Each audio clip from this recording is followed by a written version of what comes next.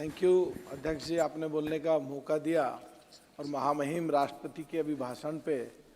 बोलने का पार्टी की तरफ से और आपने मौका दिया, दोबारा से धन्यवाद। मैं जो पार्लियामेंट में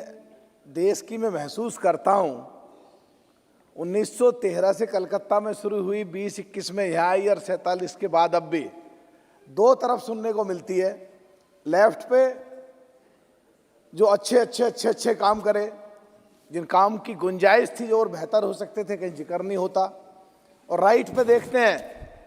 तो उठा करके सारे ये कमी और अच्छे काम में भी कमी निकालते हैं। तो वो 1913 का देश एक और देश था, 1947 के समय एक और देश था और आज एक और देश है।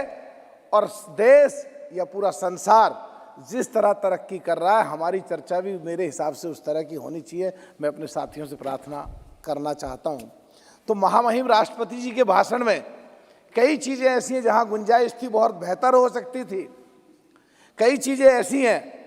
जो बहुत अच्छी हैं, जैसे महामहिम राष्ट्रपति जी के भाषण में था कि जो बॉर्डर, देश के जो बॉर्डर के गांव हैं, उनको पहले देश का आखिरी गांव कहा जाता था और अब देश का पहला गांव कहा जाएगा। तो पाकिस्तान और हिंदुस्तान की बाउंड्री पे जितने भी ये गुजर मुसलमान हैं,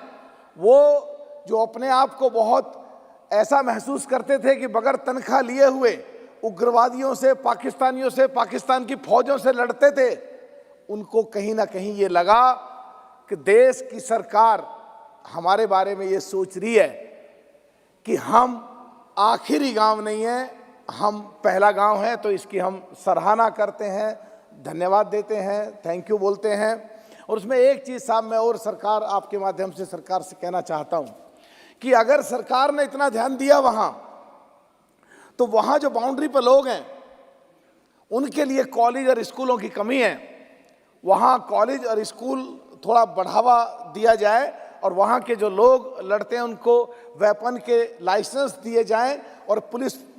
की फोर्स की चौकी बनाकर उनको और सुविधा दी जाए और एक SEZ बना करके एक बड़ा एक इंडस्ट्रियल बाउंड्री लाइन पे देश की पे एक SEZ डिक्लेयर करा जाए, जिससे वहाँ के लोगों को स्वाभिमान के साथ रोजगार भी मिल सके, शिक्षा भी मिल सके। दूसरा सब जो ये पिछले बात थी कि भाई अभी कि टैक्स से संबंधित देश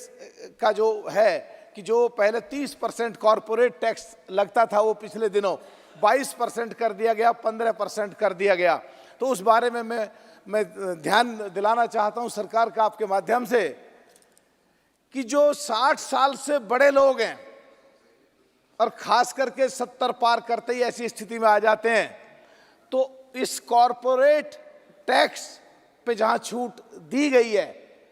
60 साल से ऊपर के लोगों को भी उस टैक्स का कहीं ना कहीं उनको भी अलग छूट दी जाए। और जब पूरा बजट आगे आएगा तो जो 7 लाख रुपए है टैक्स की सीमा, उस स्लैब को भी उठा करके 10 लाख रुपए करा जाए। एक साहब, देश में जो कच्चा तेल है, जो उसको देश की बड़ी कंपनियां निकालती हैं, उस पर जो सेस टैक्स लगता है वो बहुत कम है। और जो आम आदमी तेल को आज इस्तेमाल करता है, चाहे वो ट्रैक्टर में हो, चाहे खेत को पानी देने के लिए इंजन में हो, चाहे और दूसरी सवारियों पर हो, गन्ने को ले जाने के लिए ट्रैक्टर ट्रॉली के लिए हो, तो उस पर जो सेस टैक्स लगाया है वो थोड़ा ज़्यादा है। दोनों को एक ही चश्मे से नाप करके अगर उस पर सेस टैक्स कम लगाया जाता तो बहुत अच्छा होता। और साहब, एक जो अभी चुनाव आगे खड़े हैं, 2-3 महीने के बाद चुनाव में जाना है, तो जो सब चीज़ों की महंगाई खास करके कोरोना कार्यकाल के बाद में बढ़ी है और एक पश्चिम उत्तर प्रदेश और पूरे देश में जो गन्ना किसान है वो बहुत परेशान है। पिछले 7 साल में केवल एक बार 25 रुपये रेट बढ़ा है, एक बार केवल 10 रुपये रेट बढ़ा है, एक बार अभी 4-5 दिन पहले 10 रुपये रेट बढ़ा है। जबकि 7 साल की अगर महंगाई जोड़ें, किसी साल की महंगाई 9 पॉइंट कुछ परसेंट, किसी 8 पॉइंट कुछ परसेंट, 7%, 11%, वो टोटल करीब 80% के आसपास बैठती है। तो जो 350 रेट था तो 80% भी लगाएं तो 300 के करीब वो रेट बैठता है, तो करीब 600 के आसपास बैठता है। तो कम से कम 550 रेट ज़रूर कर देना चाहिए, जिससे कि गन्ने का रेट बढ़िया हो तो खुशहाल किसान हो सके। और माननीय प्रधानमंत्री जी की जो सोच है कि किसान की आय डबल हो, उस पैमाने की तरफ को भी किसान लगभग करीब करीब नज़दीक पहुंच सकें। और साहब एक बात मैं और कहना चाहता हूं, जो ये अभी राष्ट्रपति का अभिभाषण था, इसमें अगर जो छोटे कारखाने वाले लोग हैं, जो छोटी कंपनियों वाले लोग हैं, जो स्मॉल स्केल इंडस्ट्री की चीज़ें हैं, इन पे सरकार और ज़्यादा ध्यान दे, टैक्स में इन पे भी कुछ छूट मिले और कुछ इंसेंटिव मिले, जिससे छोटे बिल्कुल ज़मीनी स्तर से उठ के वो लोग तरक्की करें, तो एक देश की तरक्की को आगे बढ़ाएंगे और देश की इकोनॉमी को मजबूत करेंगे। एक बात मैं कहना चाहता हूँ, पूरे देश में आज सबसे बड़ा प्रदेश उत्तर प्रदेश है और करीब करीब 24 करोड़ लोग हैं। और 1953 में चौधरी ब्रह्मप्रकाश जी, दिल्ली के पहले मुख्यमंत्री, ने एक रैली में कहा, 1955 में जो